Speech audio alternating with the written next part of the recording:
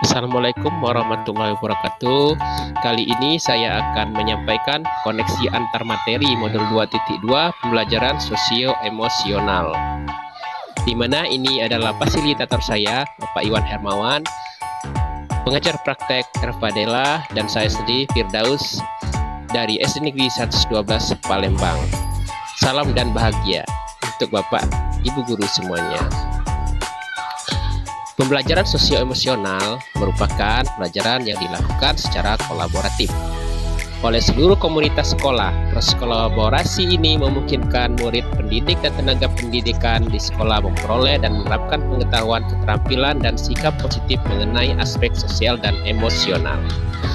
Terdapat 5 kerangka kompetensi sosial dan emosional. Dalam pembelajaran sosial emosional terdiri dari kesadaran diri, manajemen diri, kesadaran sosial, keterampilan berrelasi, dan pengambil keputusan yang bertanggung jawab. Pertanyaan pemantik koneksi antar materi pada modul 2.2 ini belajar sosial dan emosional, yaitu 1. Apa kesimpulan tentang perubahan pengetahuan, keterampilan, sikap sebagai pemimpin pembelajaran setelah mempelajari pembelajaran sosial dan emosional? Setelah mempelajari pembelajaran sosial dan emosional di modul 2.2 ini, tentunya saya menjadi lebih paham pembelajaran sosial dan emosional yang menjadi salah satu cara untuk mewujudkan pembelajaran yang berpihak kepada murid dan mendukung keterampilan dan sikap saya sebagai pemimpin pembelajaran, karena dalam pembelajaran saya tidak hanya fokus pada materi pembelajaran tetapi juga memperhatikan dan memahami sosial emosional. Murid bisa dikatakan dengan memahami pembelajaran sosial emosional. Saya tidak hanya memperhatikan pikiran siswa, tapi juga memperhatikan hatinya. Kedua, apa kaitan pembelajaran sosial dan emosional yang telah Anda pelajari dengan modul-modul sebelumnya? Pertama, kaitan modul 2.2 dengan modul 1.1. Modul 2.2 yang saya pelajari tentang pembelajaran sosial emosional sangat mendukung isi dari modul 1.1, yaitu filosofi pendidikan Ki Hajar Dewantara.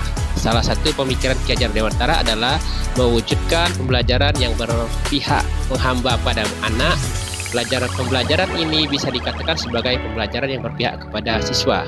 Contoh pembelajaran yang berpihak kepada siswa adalah pelaksanaan pembelajaran sosial emosional. Jadi guru tidak hanya fokus pada materi saja, namun harus peka terhadap kondisi sosial emosional siswa sehingga bisa mengikuti pembelajaran dengan rasa aman, nyaman, dan tentunya bahagia. Kaitan modul 2.2 dengan modul 1.2. Modul 2.2 sangat terkait dengan isi modul 1.2 tentang nilai dan peran guru penggerak. Dengan memahami dan memiliki nilai dan peran guru gerak, seorang guru akan lebih mudah dalam penerapan pembelajaran sosial dan emosional. Pengalaman penerapan pembelajaran sosial emosional juga turut akan mengasah dan meningkatkan nilai peran guru penggerak. Kaitan 2.2 dengan modul 1.3, yaitu pembelajaran sosial dan emosional akan sangat mendukung visi guru penggerak yang merupakan materi di modul 1.3. Untuk mewujudkan visi guru penggerak, pembelajaran emosional bisa menjadi salah satu caranya. Kaitan modul 2.2 dengan modul 1.4, pembelajaran sosial dan emosional bisa dilakukan dengan beberapa cara oleh guru, diantaranya dengan pembelajaran eksplisit, integrasi dalam pembelajaran, dan menciptakan iklim kelas dan sekolah. Semua itu akan sangat mendukung budaya positif di sekolah yang sudah dipelajari di modul 1.4. Kelima, kaitan modul 2.2 dengan modul 2.1. Modul 2.2 akan sangat mendukung isi modul 2.1, yakni tentang pembelajaran berdiferensiasi. Dengan mengintegrasikan pembelajaran berdiferensiasi dengan pelajaran sosial dan emosional, guru akan memberikan pembelajaran yang lebih bermakna kepada siswa. Pengalaman dan pemahaman saya hingga tahap 2 koneksi antar materi modul 2.2. Yang pertama, sebelum mempelajari modul ini, saya berpikir bahwa pembelajaran yang baik dan perhatikan perbedaan murid adalah cukup dengan melaksanakan pembelajaran berdiferensiasi. sehingga guru bisa fokus mengajar materi sesuai dengan kemampuan dan minat siswa. Setelah mempelajari modul ini, ternyata pelajaran berdiferensiasi belum cukup untuk mewujudkan pelajaran yang berpihak kepada siswa. Pelajaran berdiferensiasi bisa digabungkan dengan pelajaran sosial dan emosional sehingga siswa bisa lebih siap secara mental, sosial, dan emosional dalam mengikuti pembelajaran. Berkaitan dengan kebutuhan belajar dan lingkungan yang aman dan nyaman untuk memfasilitasi seluruh individu di sekolah agar dapat meningkatkan kompetensi akademik maupun kesejahteraan psikologis well-being. 3 hal mendasar dan penting yang saya pelajari adalah kesadaran sosial dan emosional, kemudian kesadaran penuh mindfulness, kemudian implementasi pembelajaran sosial dan emosional di kelas dan sekolah. Pertama, kompetensi sosial dan emosional. Ada 5 kompetensi sosial dan emosional, yaitu pertama, kesadaran diri.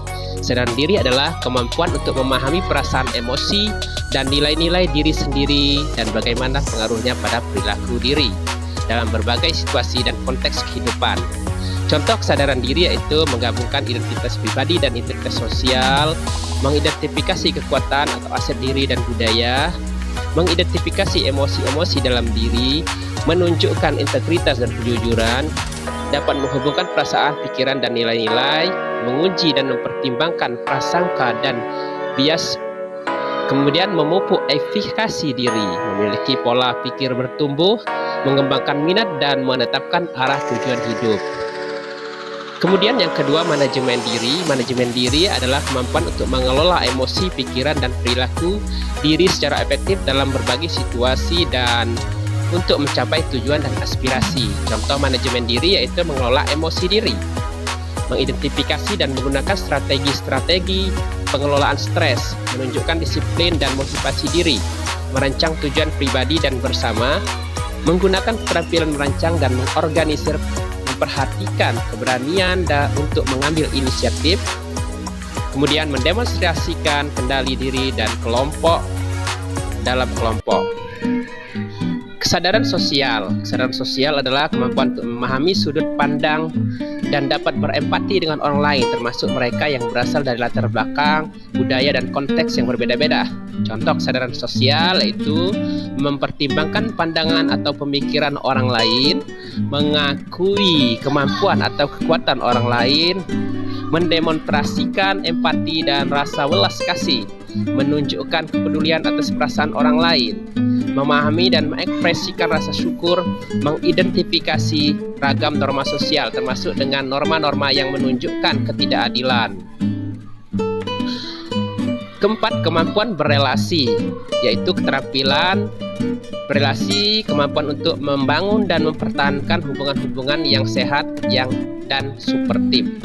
Contohnya yaitu berkomunikasi dengan efektif, mengembangkan relasi hubungan positif, memperlihatkan kompetensi kebudayaan, mempraktikkan kerjasama tim dan pemecahan masalah secara kolaboratif, dapat melawan tekanan sosial yang negatif, menunjukkan sikap kepemimpinan dalam kelompok, mencari dan menawarkan bantuan apabila membutuhkan, kemudian turut membela hak-hak orang lain.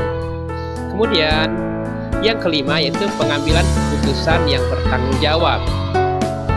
Pengambilan keputusan yang bertanggung jawab yaitu kemampuan untuk mengambil pilihan-pilihan membangun yang berdasar atas kepedulian, kepasipan dalam mempertimbangkan standar etis dan rasa aman, dan untuk mengevaluasi manfaat dan konsekuensi dari bermacam-macam tindakan dan perilaku untuk kesejahteraan psikologis well-being diri sendiri, masyarakat, dan kelompok. Contoh pengambilan keputusan yang bertanggung jawab yaitu menunjukkan rasa ingin tahu dan keterbukaan pikiran, mengidentifikasi atau mengenal solusi dari masalah pribadi dan sosial, berlatih membuat keputusan beralasan masuk akal setelah menganalisis informasi, data, dan fakta, mengantisipasi dan mengevaluasi konsekuensi dari tindakannya, menyadari bahwa keterampilan berpikir kritis sangat berguna baik dalam maupun di luar lingkungan sekolah, merefleksikan peran seseorang dalam memperkenalkan kesejahteraan psikologis well-being diri sendiri, keluarga, dan komunitas. Kemudian mengevaluasi dampak atau pengaruh dari seseorang, hubungan interpersonal, komunitas, dan kelembagaan. Kemudian kesadaran penuh, mindfulness. Kesadaran penuh di sini adalah kesadaran yang muncul ketika seseorang memberikan perhatian secara sengaja atau sadar pada kondisi saat sekarang, dilandasi rasa ingin tahu tanpa menghakimi, dan kebaikan yang sebenarnya telah ada dalam diri manusia secara alami tanpa perlu diajarkan ataupun ditumbuhkan. Kemudian yang selanjutnya, implementasi pembelajaran sosial dan emosional di kelas dan sekolah. Ada 3 cara, yaitu implementasi pembelajaran sosial dan emosional di kelas dan sekolah, yaitu pertama, pengajaran eksplisit. Implementasi pembelajaran sosial emosional dengan pengajaran eksplisit memastikan murid memiliki kesempatan yang konsisten untuk menumbuhkan, melatih, dan merefleksi tentang kompetensi sosial dan emosional dengan cara yang sesuai dan terbuka dengan keragaman budaya. Pengajaran eksplisit KSE dapat dilaksanakan dalam bentuk kegiatan kokurikuler dan ekstrakurikuler. Pendidik dapat menggunakan berbagai proyek, acara, atau kegiatan sekolah yang rutin untuk mengajarkan kompetensi sosial dan emosional secara eksplisit. Kedua, integrasi dalam praktek mengajar guru dan kurikulum akademik untuk mengintegrasi kompetensi sosial emosional dalam praktek mengajar guru dan kurikulum akademik. Tujuan kompetensi sosial emosional dapat diintegrasikan ke dalam konten pembelajaran dan strategi pembelajaran pada materi akademik serta musik, seni, dan pendidikan jasmani.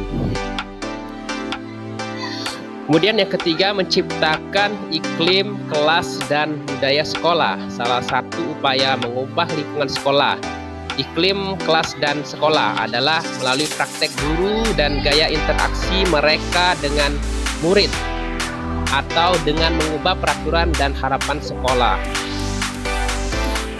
Keempat, berkaitan dengan nomor 2, perubahan yang akan saya terapkan di kelas dan sekolah, yaitu bagi murid-murid, saya akan mencanangkan dan melaksanakan pembelajaran berdiferensiasi diintegrasikan dengan pembelajaran sosial dan emosional. Selain itu, saya juga akan melaksanakan program-program sekolah yang bisa meningkatkan kompetensi sosial dan emosional siswa.